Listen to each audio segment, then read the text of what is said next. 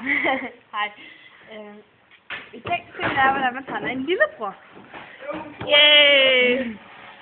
Vi starter. Nu siger vi. Som altid. Ja, som altid. Sådan noget, som man tegner blue. Ja, når man skal spidse til Sådan nogle trekanter. de trekanter, det er sådan nogle hornagtige ting.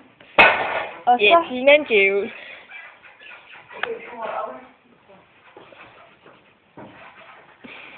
De er meget...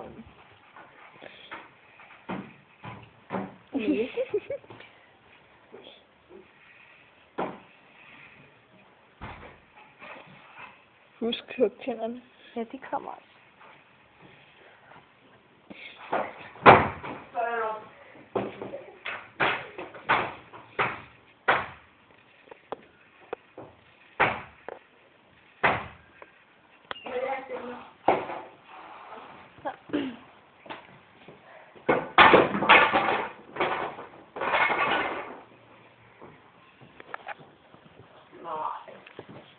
Nej. Og det er så en lillebror. Det er ører. Eller der er ikke så meget tid. Ja, og så kroppen. Den sigter mig. Nej.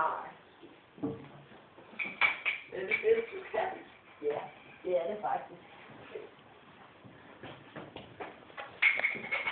Nu skal vi have kaffe. Og så skal vi have en frugt.